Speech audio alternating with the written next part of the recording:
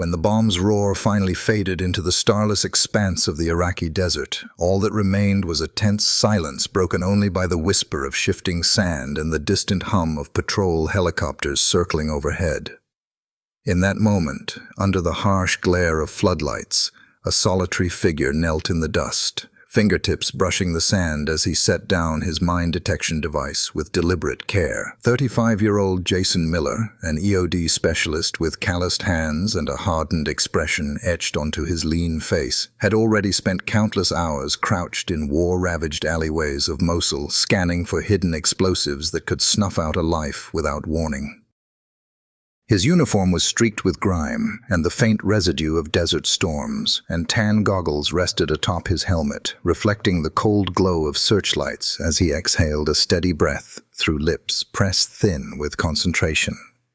Every muscle in his tall, sinewy frame was taut with focus, every sense primed for danger. But even as the night air whispered of imminent threats, an unfamiliar scent drifted across his nostrils. A chemical tang that set his instincts pounding. He paused in mid-motion, inhaled sharply, and whirled to find a shape emerging from the gloom. It was broad and powerful, its coat a shimmering hue of golden brown that gleamed under the harsh lights, ears erect in a picture of alert poise, eyes sharp and intelligent as they locked onto Jason's steady gaze. That was the first time Jason laid eyes on Jax, a Belgian Malinois whose muscular form exuded both raw strength and an inscrutable grace. Jax moved with the fluid precision of a trained warrior, pads whispering against the sand, and as he approached, the soldier reached into his pocket and offered a piece of sliced sausage, his only overture of trust to this newcomer in a land where trust was a luxury few could afford. With a quiet practice motion, the dog sat, tail brushing the ground with a tentative wag, then, after an almost imperceptible moment of hesitation, lowered his head to accept the offering. Jason allowed a rare smile to brush his features as he murmured, "You're Jax. If you agree, I'll take you with me." The dog responded with a soft, approving grunt, a low, that sounded nearly human in its contented acceptance. In that instant, a bond was forged, one not of convenience, but of necessity and mutual respect. Jason reached out to stroke Jax's sleek muzzle, feeling the warmth of life and loyalty emanating through the thick fur, and he sensed that this animal was more than just a tool for detecting danger. He was a comrade in arms, a partner bound by the unspoken code of survival. As the two of them moved forward, Jason's EOD team fanned out around the shattered remnants of a once bustling marketplace, their silhouettes flickering beneath the pulsing lights of overhead helicopters. Jax padded beside Jason's side, nose occasionally dipping to the ground, nostrils flaring as he combed the desert floor with remarkable intensity. Every so often the dog would tilt his head, ears pricking at a distant noise, a snapped board or the faint hiss of shifting sand, reminding Jason that danger could lurk behind the most innocent of sights. Jason himself was hyper-aware of the tension lurking in every shadowscape of that broken city, but with Jax at his side there was a renewed sense of purpose coursing through his veins. He watched Jax's muscles ripple under his coat as he trotted beside him, the dog's gaze never wavering, and Jason felt a quiet surge of gratitude. Though he had painstakingly trained to defuse bombs and save lives, a part of his heart had grown weary of the relentless fear. Yet here, in front of him, was a living being whose devotion was as steadfast as any human comrade's, and Jason found himself whispering a silent vow to protect this golden-brown warrior just as fiercely as Jax would protect him. Their first true test together came just minutes later, when a half-collapsed building loomed ahead, its crumbling walls painted with soot and riddled with bullet holes. Jason signaled for the team to halt, crouching low as he motioned for Jax to move forward. The dog obeyed without hesitation, sniffing at the base of a broken doorway, whiskers twitching as he detected the faint metallic odor of an IED hidden beneath the rubble. In a flash, Jax let out a soft but urgent bark, his body rigid as he stared at a corner of the room where a seemingly innocuous pile of debris had been stacked. Jason's heart skipped a beat as he realized the significance of Jax's warning. Using hand signals they had practiced only minutes before, Jason pointed to the debris and then to his own chest, signaling that the bomb was there and that it was real. The rest of the EOD team sprang into action, their movements synchronized as they marked the area and called in a request for safe disposal.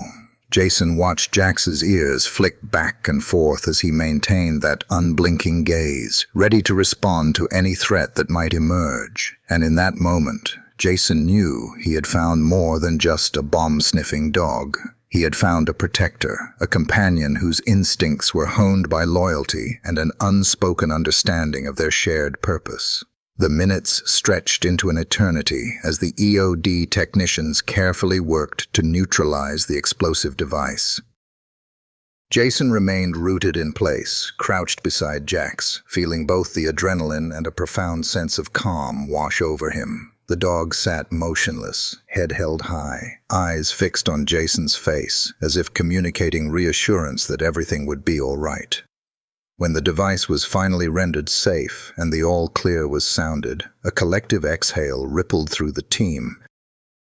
Jason reached down to ruffle Jax's ears, a gesture that spoke volumes about the bond forming between them. It was as if the dust and chaos of war had momentarily lifted, and in its place rose a quiet serenity that flowed from the two souls standing amidst the rubble. Jason felt a swell of emotion he rarely allowed himself to acknowledge: relief, gratitude, and something deeper, a connection that transcended duty. In the desert night, under the watchful eyes of his fellow soldiers and the distant blur of helicopter lights, Jason looked into Jax's steady gaze and felt the unmistakable truth of their partnership. This dog was not just a machine built to detect death, but a living, breathing comrade who would stand between him and the void. As the team prepared to move on to their next assignment, Jason stole a moment to let the gravity of the scene sink in. The wreckage of the city seemed to recede, and for a flicker of time, all that existed was the bond between man and dog. He ran a hand down Jax's spine, feeling the warmth of muscle and the steady beat of life beneath his palm. The dog nudged Jason's hand with his nose, letting out a soft whuffle as if to say, "I'm with you."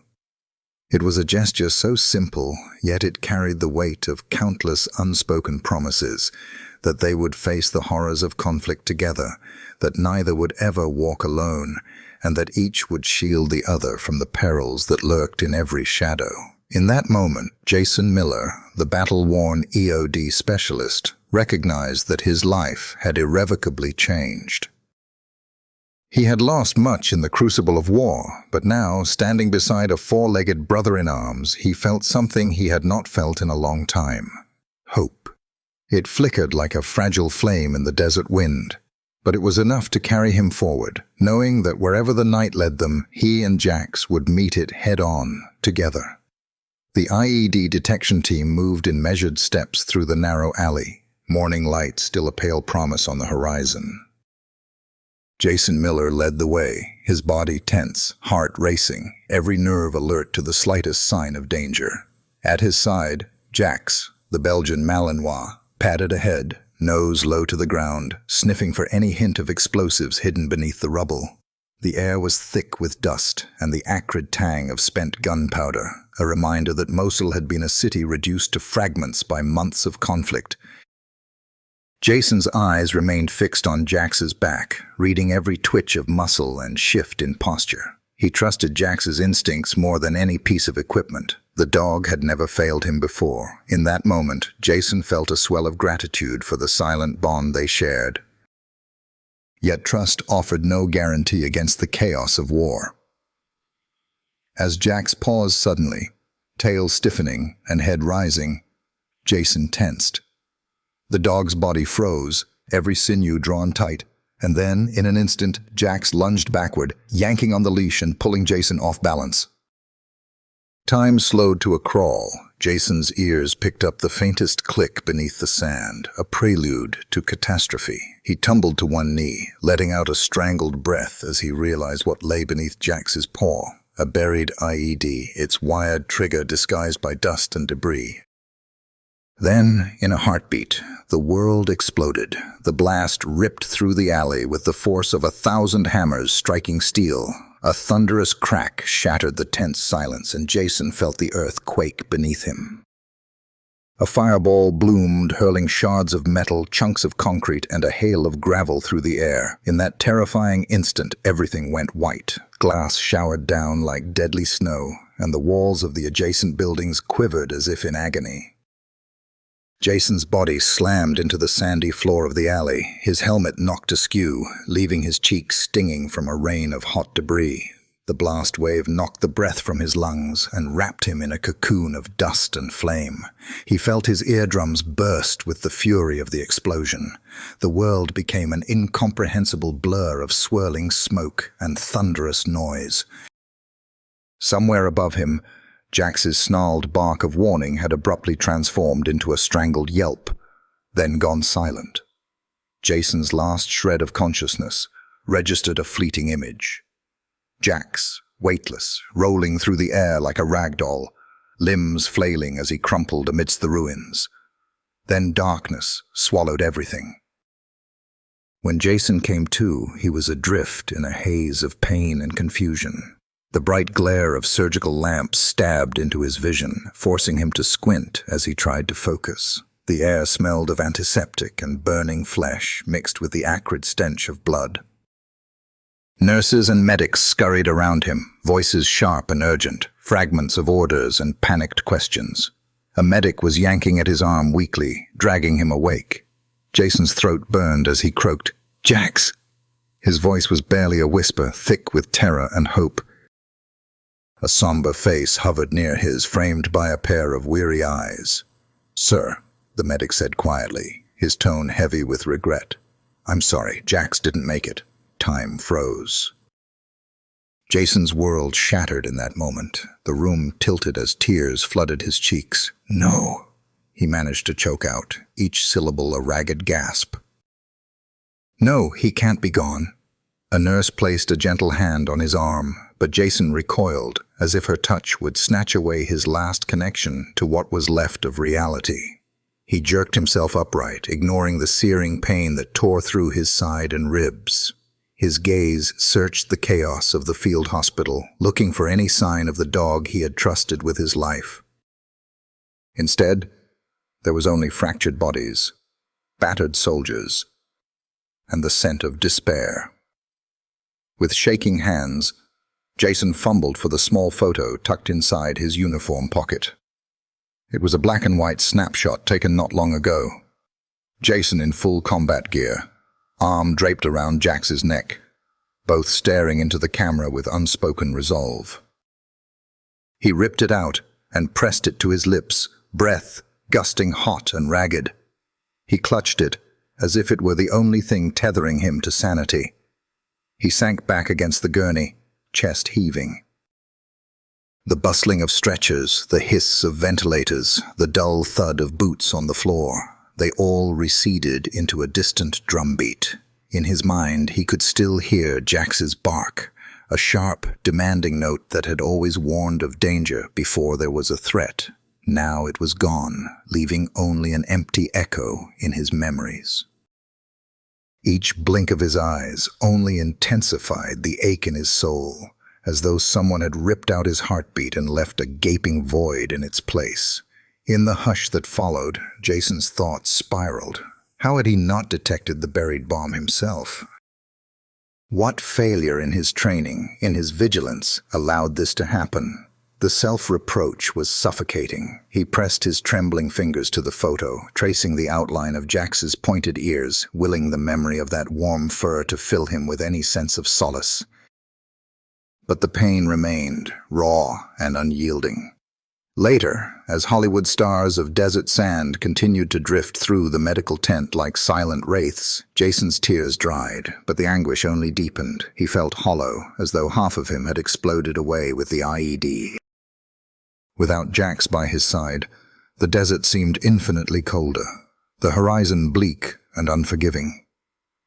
Memories of their first moments together, The way Jax had accepted his small offering of sausage, the way his loyalty shone brighter than any soldier's oath, rushed through Jason's mind in bitter, relentless waves.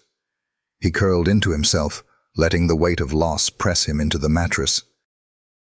And in that suffocating grief, Jason vowed that he would never forget the dog who had saved his life more times than he could count. Even as he lay wounded, suspended between consciousness and oblivion, he whispered Jax's name into the swirling dust of his confusion. "Jax," he murmured, voice failing him, but spirit unwavering. "I'll never forget you." There, amid the shattered remnants of war and loss, that single promise burned brightest, a flicker of light in a storm of devastation, a testament to the bond between a soldier and his four-legged brother. Coming home to a country free of bombs and gunfire should have been a relief. But for Jason Miller, the real battle had only just begun. After months of surgeries and the ground crew's frantic efforts to stabilize him in a makeshift field hospital, Jason finally left the base in Mosul and stepped onto American soil once more. The sun in Phoenix seared the pavement with its unrelenting glare as he hauled a battered duffel bag down the steps of the medical transport bus. His small rental house in the suburbs sat quiet and still, a far cry from the roiling chaos of his memories. The tents and cots of the military infirmary had already been dismantled in his mind, replaced instead by the sight of chipped terracotta pots lined with prickly cacti and the relentless Arizona sunshine streaming through the curtains. For a moment he paused on the doorstep, inhaled the hot desert air, and tried to will the knot of tension in his chest to loosen. It did not. Inside the garage attached to the modest home, Jason opened the trunk and began unloading the tools and parts he had decided to use when he reopened his old auto repair shop. He had always loved tinkering with engines, the way pistons fit together, and the comforting hum of a well-tuned motor. But in this moment, the world of wrenches and oil was little consolation. He paused his work to clean himself up, wiping sweat from his brow, then entered the small living room. On one wall, he had carefully mounted his EOD coins and medals, trophies of a life he was supposed to be proud of. Yet he found himself quietly sliding each decoration down and into a locked cabinet he kept for sentimental reasons. Now, they felt like relics of a past he was desperate to bury. He would keep them, but for now, they needed to stay out of sight. Each morning, Jason settled into an old metal chair in the corner of the garage, where he would light a cigarette and watch cars trundle by on the street beyond the fence. Neighbors would glance at him curiously, an ex-soldier in a grease-stained t-shirt staring off into the distance, as though expecting someone to come bounding around the corner at any second. A few would wave tentatively, calling him a hero or dropping a heartfelt "thank you for your service." But Jason rarely looked up. To him, their praise felt like static in his ears, a reminder that they saw the uniform, but not the invisible scars beneath it. He would finish his cigarette in silence, flick the butt onto the cinder-block floor, and turn his attention back to the stack of engine parts on the workbench. At night, the house felt too large and too empty. Jason would wake in cold sweats, his heart pounding as though Jax, his loyal Malinois, might leap up beside him at any moment. But the dog was nowhere to be found, and each time Jason jolted awake, he forced himself to sit up slowly, hands pressed to his chest as though he could somehow calm his own racing heart. He often found himself halfway to calling Jax's name, lips parting to produce a hoarse plea. "Jax, where are you?" The silent darkness offered no answer, only the echo of distant traffic and the occasional creak of an old floorboard. Sleep became a battleground of its own, where nightmares of unfamiliar alleyways and blinding flashes haunted him relentlessly. During the day, every clang of a wrench or the shudder of an engine in his garage revived a brief, painful hope that Jax might trot back through the open garage door. The sound of a muffler scraping the pavement, the hiss of compressed air from a pneumatic tool, any faint mechanical noise threatened to send Jason into a tailspin. His hands would slip from the wrench as he imagined Jax's powerful muzzle appearing out of nowhere, charging into the garage with that familiar blend of excitement and duty. But no matter how carefully he listened, no dog's bark followed. The only sound was the whir of his solitary fan pushing hot air in wide arcs across the concrete floor. On the kitchen table, a single photograph captured happier times. Jason in full battle gear, helmet tilted back, smiling at Jax as the dog stood alert, his fur gleaming and his ears pricked forward as if ready for anything. Beside the photo lay a pair of well-worn tactical gloves, frayed at the fingertips. Jason would often stare at that snapshot for long minutes before rising to pour a stiff glass of whiskey. He'd sit at the edge of the table, lift the glass in a silent toast to a memory that seemed both precious and cruel. He'd watch the amber liquid swirl, then drink it down in one slow pull, feeling the burn as it slid into his chest. Sometimes he'd press his palm over his ribs, as though trying to staunch a wound that would never fully heal. Every few weeks, Jason's phone would light up with a call from Captain Rachel Davis, his closest friend from his EOD days. When he answered, he tried to sound normal, but his voice always came out flat, a ghost of the self he once knew. "Jason," Rachel would say, her tone warm but laced with concern. "If you ever need anything, I can dig up whatever I find about Talon Security. Just say the word, and Dallas is ready for you." Jason would set the wrench he was holding on the garage bench, run a hand through his hair, and force a tight smile into his voice. "Thanks, Rachel," he'd reply, "but I'm not ready yet." Then he'd hang up, and silence would settle over him like a suffocating shroud. In those moments after the call ended, Jason would close his eyes and imagine Jax's muzzle nuzzling into his hand, whiskers tickling his palm. He'd feel that same stirring of hope, only to have it snatched away by the reality that he was alone. The ghosts of his last patrol haunted him most fiercely at dusk, when shadows stretched long across the desert horizon and the wind whispered through the withstands of desert scrub. As night fell, he would glance at the locked cabinet, knowing exactly where his medals were hidden, but unable to summon the willpower to face them again. In a land without bombs, Jason found that the most devastating explosions erupted inside his own mind. He had returned to civilian life, but he was a soldier stranded in peacetime, haunted by loss and the uncertain fate of his truest companion. The emotional wounds ran deeper than any shrapnel, and until he discovered the fate of Jax, the 3 years of haunting silence would continue to define him. Falling leaves danced across the driveway as Jason Miller's car rolled slowly into the gravel parking lot of Good Life Animal Rescue in Cedar Falls, Iowa. An unseasonably crisp autumn breeze carried the scent of wood smoke and wet earth, and the trees lining the road displayed their final hues of amber and gold before winter's arrival. Jason felt a knot tighten in his chest as he cut the engine, the silence inside his truck suddenly deafening. He had driven almost 6,000 miles from Phoenix with a single purpose in mind: to offer whatever aid he could to the animals in need here, even though his own heart still ached for the friend he thought he had lost. In the back seat, a large cardboard box held bags of premium dog food, several warm blankets, and a handful of medical supplies donated by fellow veterans. He reached behind his seat, lifted the box, and carried it toward the weathered wooden building, each step heavy with anticipation and a faint shimmer of hope.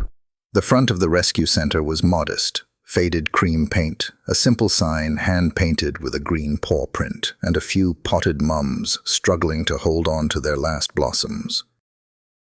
Jason's boots crunched on the gravel walk as he approached the glass door. Stepping inside, he was met with the warm hum of a space crowded with barking, meowing, and the shuffle of small paws on linoleum. To his right, a gray-haired woman wearing a faded sweatshirt with the center's logo looked up from her clipboard. Her eyes were bright and kind, framed by laugh lines that suggested decades of caring for animals. She hurried over with an easy smile that creased her cheeks. "Welcome to Good Life," she said, extending her hand. "I'm Linda Chen, the director here, and you must be Jason. Thank you so much for coming all this way." Linda's voice had a soft cadence that felt like a gentle embrace. Jason nodded and offered a small, hesitant smile. "Thank you, Ms. Chen.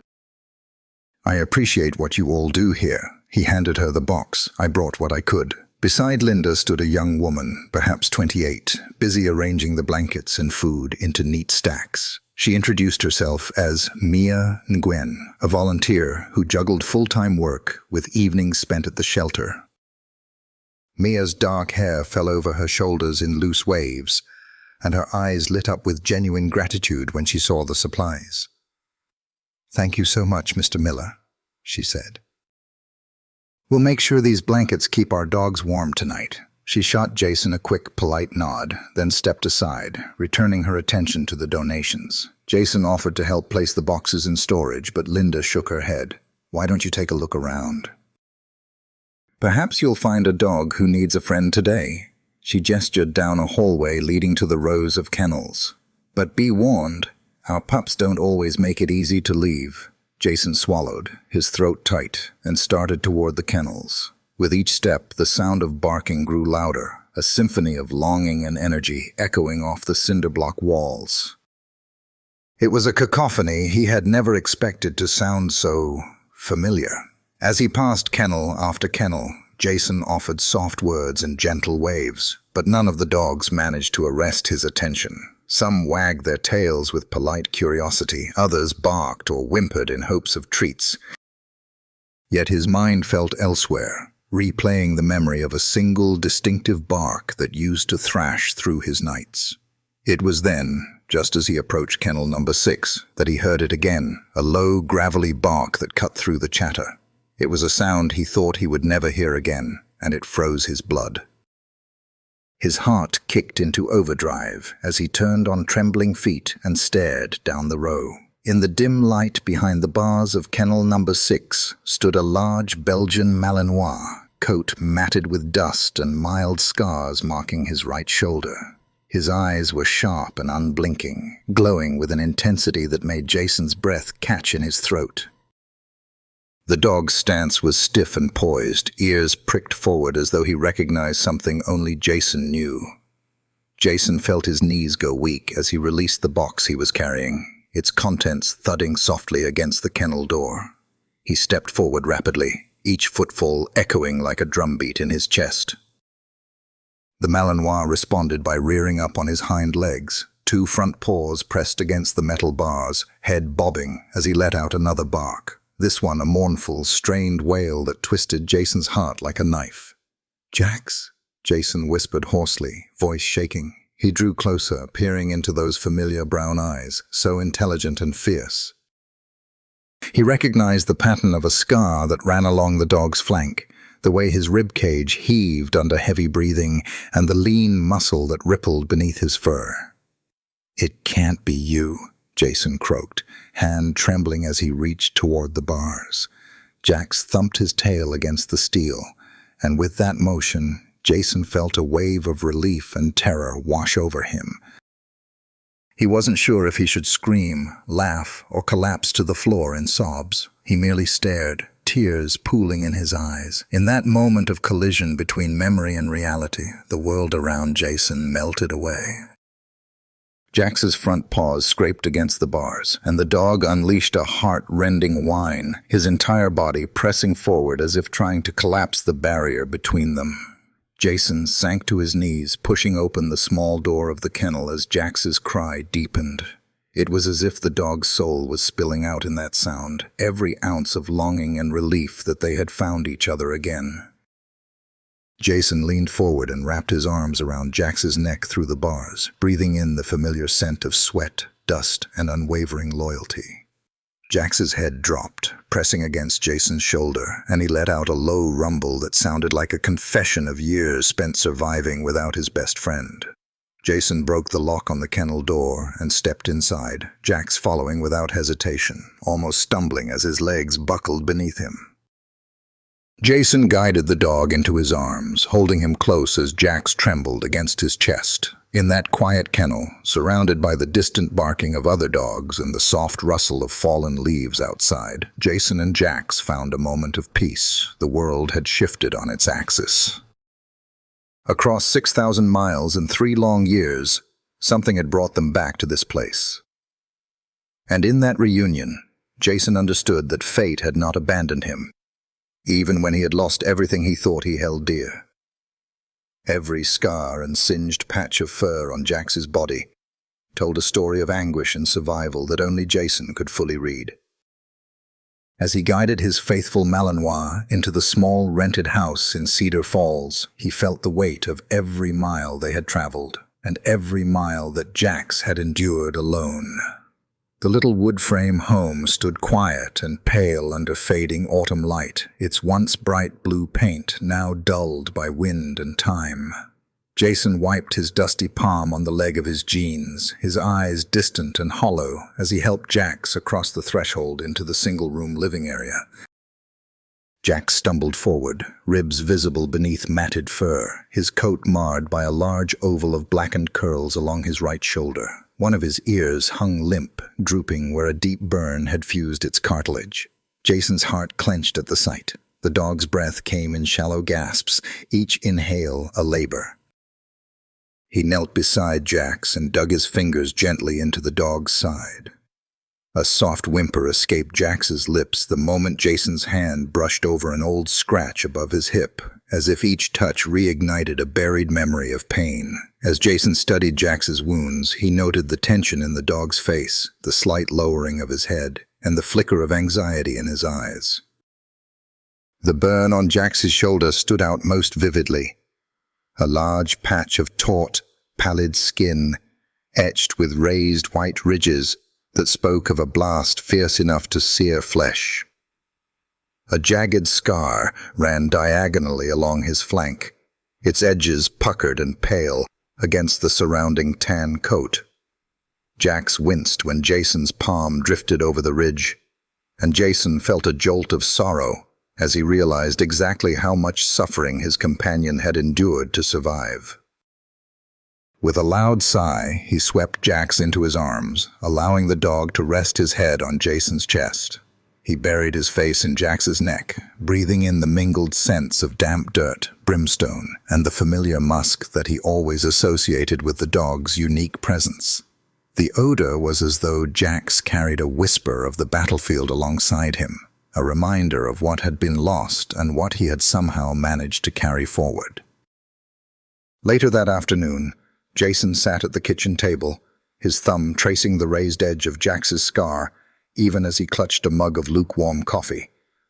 Across from him, Linda Chen, the center's director, sat with her hands folded, her expression soft yet resolute.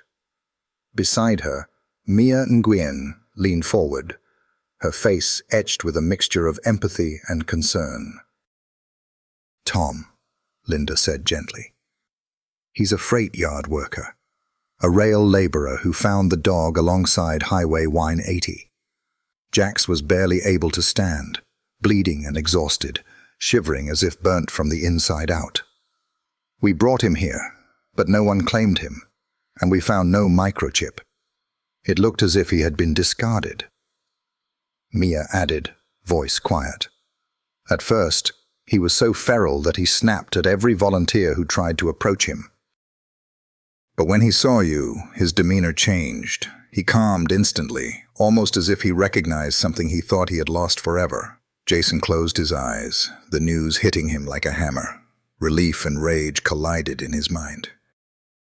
"They told me Jax had died under the rubble," Jason muttered, voice shaky. "But here he is, torn apart, left for dead, sent off like trash." His fists clenched around the mug, knuckles whitening. Each detail felt like a betrayal, as though the world had conspired to snatch away his partner and then discard him when the dog was no longer useful.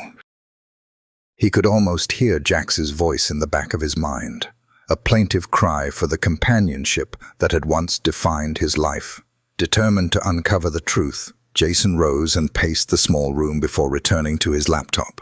He opened a folder filled with photos and video files. Images of Jax in full canine gear, nose trained to detect bombs, tail wagging as he responded to Jason's call.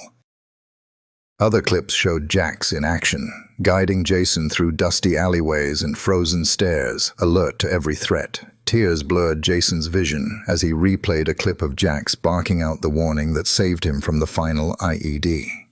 In that moment, Jax had not been a stray or an abandoned animal. He had been a teammate, loyal beyond measure. Now someone had broken that bond, erased Jax from the records, and left him to die. Jason's jaw set as he opened a new browser tab and typed, Talon Security K9 2018-2019. The screen flickered under his fingertips, lines of search results scrolling past like a litany of unspoken questions. He pressed the keys harder, his eyes stinging, as he resolved to find every shred of information that would explain who had betrayed his friend. With each click, Jason felt the ember of determination glow hotter. He would not rest until those responsible faced justice, for Jax deserved no less than the truth of his own stolen fate. When they finally arrived in Phoenix, Jason felt the weight of every mile pressing down on him as he stepped into the small suburban apartment he had chosen as a temporary refuge. The walls were a pale beige, the floors a scuffed linoleum. But for Jason, it felt as close to a fortress as he could find. He removed his uniform jackets and helmets from view, stowed them away in a closet, and replaced every military plaque with motion sensor cameras he had installed just that afternoon. He bolted the reinforced door and tested the deadbolt, then set up a circle of floodlights around the exterior. Jax, still wearing his worn flannel vest, walked slowly behind Jason, muscles trembling with exhaustion and lingering pain from old wounds. The dog's ribs showed faintly beneath his patchy fur, and each step betrayed a quiet twinge of agony. Jason knelt to scratch Jax behind the ear, voice low but determined. "Do you think they'll try to break in tonight?" "Trust me, buddy, if they step 1 foot through that door, I'm not letting them get away." Jax tilted his head, lips curling into a guttural, eyes scanning the room like a seasoned sentry ready to sound the alarm at the slightest hint of danger. Jason took a deep breath and rose, holstering his sidearm close to his hip. The two of them took their positions in the living room. Jason crouched low, a flashlight in one hand and his pistol in the other, while Jax stationed himself between Jason and the front door, ears erect, sensing every flicker of motion beyond the blinds. Outside, the late fall wind howled through the desert night, rattling the windows and heralding an approaching storm. Suddenly, the overhead lights flickered, sputtered, and then vanished, plunging the apartment into pitch darkness. Jason's heart thundered. He clicked his flashlight on, illuminating the room in a stark beam that cut through the blackness. He whispered, "They're here," and felt Jax's bristling energy surge as the dog growled, ears fully pricked. Jason crept toward the broken window in the kitchen, reminding himself of his own promise. No one was getting past him tonight. 3 figures clad in all black moved silently across the yard, slipping through the shattered kitchen window without a sound. Their faces were obscured by masks, and they wore gloves that left no fingerprints. Their footsteps echoed like faint drips in the still air as they advanced deeper into the apartment. The first intruder, a broad-shouldered man with a knife strapped at his waist, lunged toward Jax with a sudden hiss of threat. "Shut up, mutt," he snarled as he swiped the blade in Jax's direction, but Jax was ready. He launched himself forward in a coiled strike, sinking his teeth into the man's neck and yanking him backwards. The assailant staggered, a gasp escaping as he tripped over a chair and collapsed to the floor. At that moment, Jason sprang from behind the couch, raising his pistol and firing a single warning shot into the ceiling. The crack of gunfire reverberated through the room, sending sparks of plaster raining down. "Drop the weapon and get out," Jason barked, his voice steady despite the adrenaline coursing through his veins. The second intruder, who had been sneaking up behind Jason, froze with a knife raised toward him. Jax pivoted on his back legs, then leaped in front of Jason, jaws clamping onto the assailant's forearm. The attacker screamed, wrenching the knife back as he tumbled to the ground. Jax held firm, his growl low and relentless until the man went limp, unable to maintain his grip on the blade. The third assailant reacted in desperation. He pulled a pistol with a silencer from his coat, leveled it at Jason's temple, and squeezed the trigger. In that instant, Jax's body stiffened, his nostrils flared. With a burst of strength born of both fear and duty, he hurled himself forward, jaws latching onto the gun, claws digging into the man's hand as the next shot rang out. Echoing in the darkness, the bullet struck the wall behind Jason, sending a crash of plaster onto the floor. Jax refused to relinquish his hold, even as the pistol clattered across the floor, empty of ammunition. In the midst of the chaos, the howling wind seemed to quiet, as though nature itself held its breath. Then, distant sirens pierced the night air, growing louder with each passing second. Sheriff Reed Thompson and his deputies burst through the front door, weapons drawn and commands shouted. The intruders tried to flee but were quickly overwhelmed by the combined force of law enforcement and Jax's unshakable presence. Moments later, the apartment was bathed in flashing red and blue lights, illuminating the dust and debris, the half-collapsed furniture, and the three would-be attackers, now subdued. Sheriff Thompson rushed to Jason's side, concern etched in his voice. "Are you all right? We got an automatic alert from your system." Jason leaned on his knees, heart pounding, muscles aching but resolute. "I'm fine," he managed, sweat gleaming on his brow. Jax did all the work. He pointed to the Malinois, who stood in the center of the room, still growling softly at the subdued intruders. Jax was covered in splatters of blood, some from the assailants, and some from reopening his own wounds. Yet, despite the pain flickering through his body, his eyes shone with a fierce pride for the role he had played. Jason knelt beside Jax and gently wiped the corner of the dog's muzzle, voice trembling. "You're going to be okay, buddy. It's just an old injury that flared up again." Jax looked up, tail thumping once, a gesture of reassurance. Inside, he felt a renewed sense of purpose, his pride tempered by the memory of pain. And as Jason stood to survey the wreckage of the battle, he understood that no challenge they faced could ever break the bond they shared. Tonight, their partnership had proven stronger than any weapon, stronger even than the darkness itself.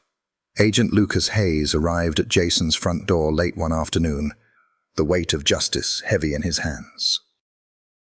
He stepped past Jason into the modest living room, placing a sealed evidence bag on the coffee table and sliding a slim external hard drive across its surface. Inside were recordings of Marcus Kane's own voice confessing to his role in the K9 program, directives ordering the Black Ops deployment of a trained dog, and photos documenting the brutal abuse Jax had suffered. Hayes met Jason's gaze with sober eyes and asked, "Do you truly want them held accountable?"